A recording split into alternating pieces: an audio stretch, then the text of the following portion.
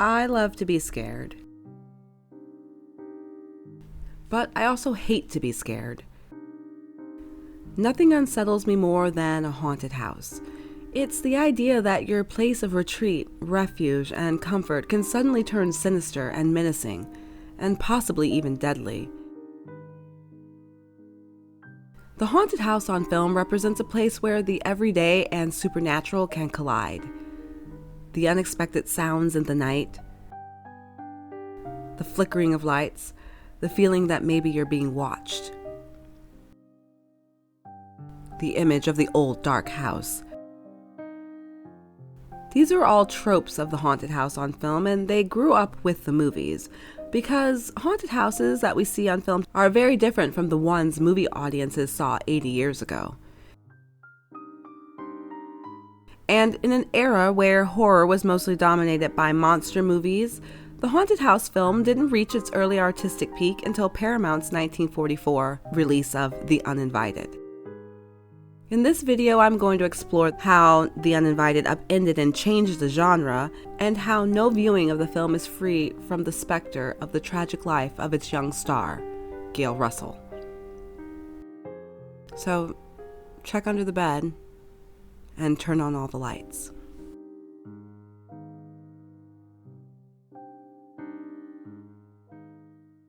Horror in the 1930s was dominated by monsters and creatures.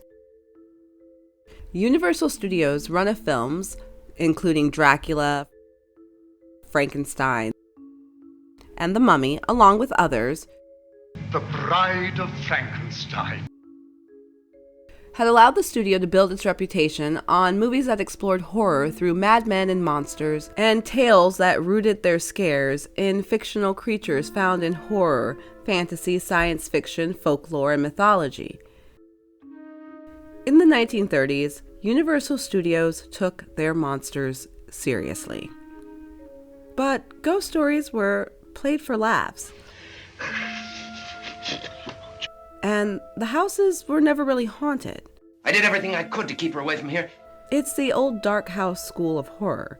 These are films in which murders are committed by mass killers in old mansions, and supernatural events in the film are all explained at the film's conclusion as the work of a criminal. You probably won't believe me if I tell you why I've done this. But how did you choose such a fantastic roundabout way to get rid of your rivals? These types of films get their name from director James Whale's 1932 Universal film, The Old Dark House. In that film, a group of strangers seek refuge with an odd family in a decrepit old house during a violent storm, only to experience a night of terror. While this one has an unrelenting, dark and stormy night, insane relatives, murder, mysterious locked doors, and psychopaths, there are no ghosts. Film critic Leonard Maltin noted that The Old Dark House wasn't just a title, it was a description and a blueprint for a certain type of horror movie. These films culminate in a Scooby-Doo pull-off-the-mask moment. Dr. Jekyll! Sometimes, when the ghosts are real, you get entirely pleasant and exciting and funny ghosts like Cary Grant and Constance Bennett's George and Marion Kirby in 1937's Topper, or Kay Hammond's Elvira in 1944's Blithe Spirit. They are anything but terrifying. But 1944's The Uninvited does something different. It does something revolutionary for its time. It takes the haunted house and its ghosts seriously.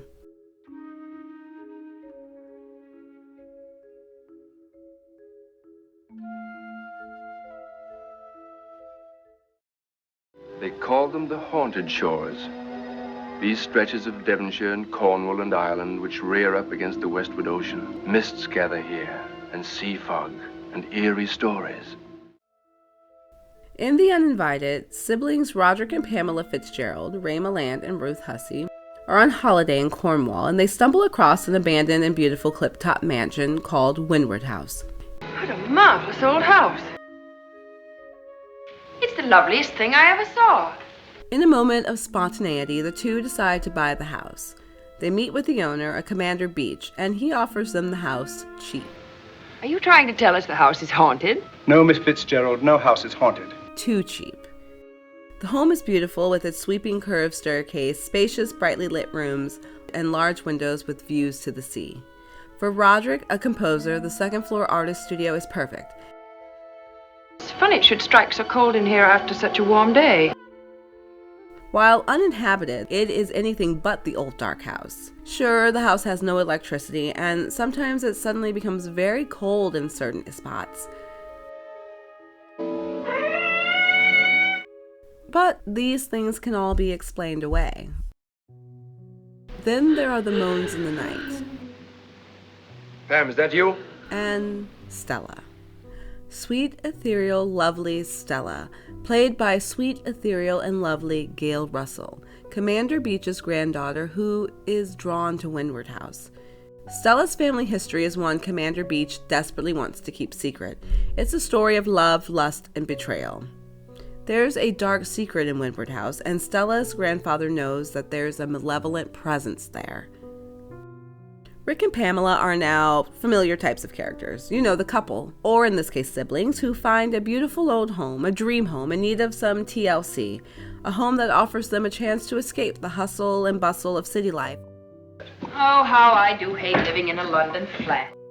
Or it offers a family a fresh start, only to have that dream turn into a nightmare. In Rick and Pamela's case, there's no villain behind the mask. There's no one pulling levers or dressed in a sheet.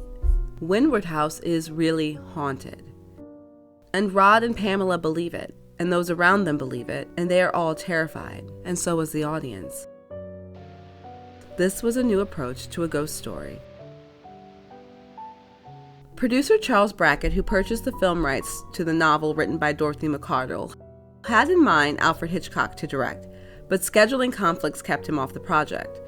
The film's eventual director, Lewis Allen, came from the stage, and The Uninvited would be his first film project. Allen approached the material with an eye towards realism. He asked the question, what if the house were haunted? What if the ghosts were real, and what would it be like to truly experience that? In a 1997 interview, Allen said, "Well, I think the whole point when you're making a scary movie is to try to be as honest and as straightforward as you can, and not to be phony. I treated The Uninvited as if I believed in it. When all the pieces come together, especially as day fades to night and the sun sets over the cliffs, the black and white cinematography by cameraman Charles Lang sets a mood heavy with suspense and foreboding in shades of black and white and gray. And director Allen builds the tension of the film to a third act when the malevolent spirit of Windward House finally shows itself, gathering its form in a mass of translucent terror." While some of the more intricate plot points of the film left reviewers flat, the ability to produce legitimate scares impressed the critics at the time. The film was a hit for Paramount, whose marketing department was intent on drawing comparisons in the audience's mind between The Uninvited and that other hit film set in a mysterious house on the Cornish coast, Rebecca. However, Rebecca's ghosts were the figurative ghosts of the past, while The Uninvited's ghosts were all too real. Stop, Pamela. Don't go near that door.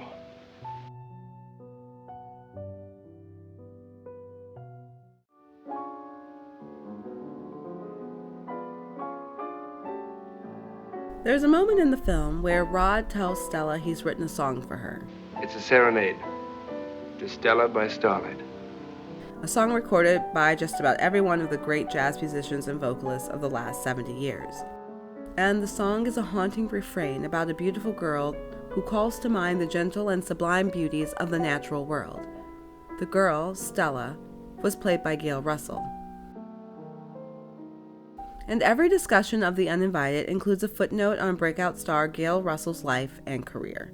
Because running concurrently with the tragic events that took place in the fictional world of Windward House is the very real story of a young girl plucked from obscurity and pushed by her mother into film acting, a profession that she was entirely mentally and emotionally unsuited for. Gail recalled that as a child, I was possessed with an agonizing kind of self-consciousness, where I felt my insides tightening into a knot, where my face and hands grew clammy, where I couldn't open my mouth, where I felt impelled to turn and run if I had to meet new people. When my parents had guests, I would run, get under the piano, and hide there. So not at all the personality type that would seek out the spotlight and scrutiny of a film career. and she didn't seek it out. It was really an unlucky accident of fate that led Gail Russell to Paramount Studios. The story of Gail Russell's discovery rivals the mythical story of Lana Turner at the Schwab's counter, and it goes like this. Paramount Supervisor of Talent and Casting William Mickelton picked up hitchhiking high school boys cutting class from University High School. During the ride, he mentioned he worked for Paramount Pictures, at which point the boys began to rave about a classmate who should be in pictures, comparing her beauty to that of Hedy Lamarr. Mickelton, intrigued, followed up and tracked the girl down at a technical school where she was studying art. That girl was Gail Russell. Before being discovered, Russell had ambitions to be a commercial artist. She was talented and she loved drawing and painting. But the title of a 1947 article sums up her tragedy.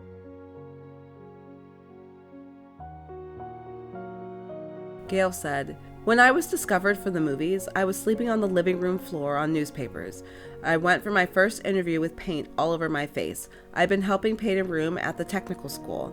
Paramount offered me a minimum salary, $50 a week, and Mom said, 'Take it, we need the money.'" But underneath the immediate need for financial stability was something else. Both Gail's mother and father harbored ambitions for stardom, and as a young woman, Mrs. Russell had gotten cold feet when offered a test by a movie studio. She always felt she missed a chance, and once Gail was on Paramount's radar, she was not going to let her daughter make the same mistake.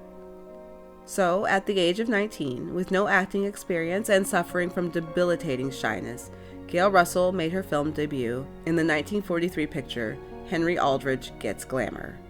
That was followed by a small part in Lady in the Dark with Ginger Rogers. Lady in the Dark director Mitchell Leeson said of Gail, "The poor girl was gorgeous, but she had hysterics every time the camera started to turn." In 1944, Gail would be cast in The Uninvited. And introducing the exciting beauty of Gail Russell, whose first love is shadowed by the specters of the past. The part of Stella required timidity, coiled nervousness, and the ability to convey real fear.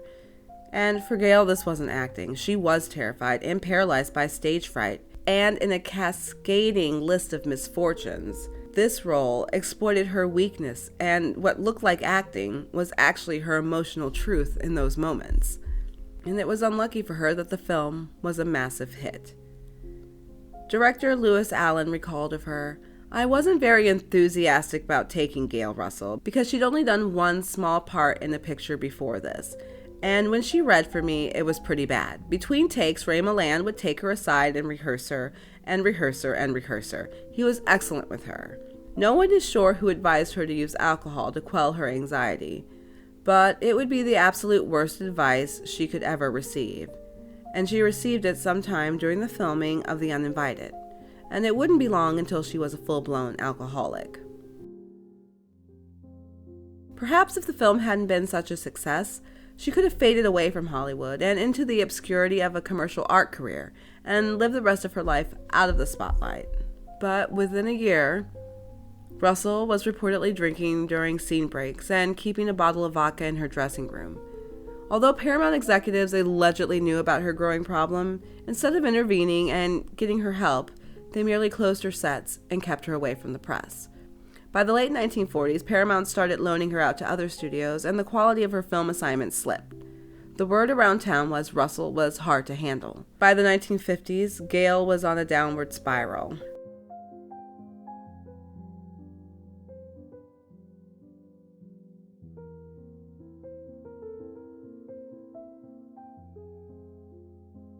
And in 1953, John Wayne's wife, Chada, named her in her divorce suit against Wayne and accused the two of having an affair during the making of 1947's Angel and the Bad Man. The subsequent media circus and publicity led Gail to a nervous breakdown. Wayne was sensitive to Gail's insecurities. Years later, after her death, he said, "Gail was a beautiful young girl, and some of those fucking sons of bitches at the studios had taken advantage of her. You know about the old casting couch? She'd been there a number of times. Well, it didn't happen with me. I gave her parts on her own merits. She was one person I never shouted at because I knew she was insecure. She had an anxiety problem, which I understood because I'd had that when I was just a kid. I felt all she needed was someone to show her kindness."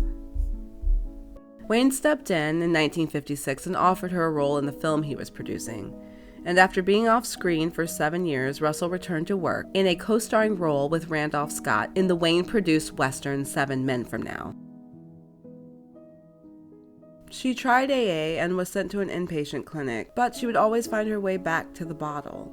For the last 8 months of her life, she secluded herself in her apartment, drinking, painting, and sketching. On August 26, 1961, Gail Russell was found dead in her apartment in Brentwood. She was 36 years old. So I guess the legacy of The Uninvited is twofold. It laid the foundation for the horror genre of haunted house films that we see today. There is no Haunting of Hill House, Crimson Peak, or The Conjuring without it. But then there's Gail Russell. The dream of fame in Hollywood was not hers. It fell upon her by a terrible twist of fate and allowed her to become the victim of others' ambitions. The Uninvited is a pretend story put on screen for thrills and chills, but the images in light and shadow captured on celluloid film create another kind of ghost.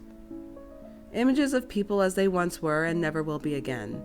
It traps them like insects in amber, and time and life marches on around them, sometimes leaving us years later to ponder the sad what-ifs. There are 8 million stories in the cinema cities, and this has been one.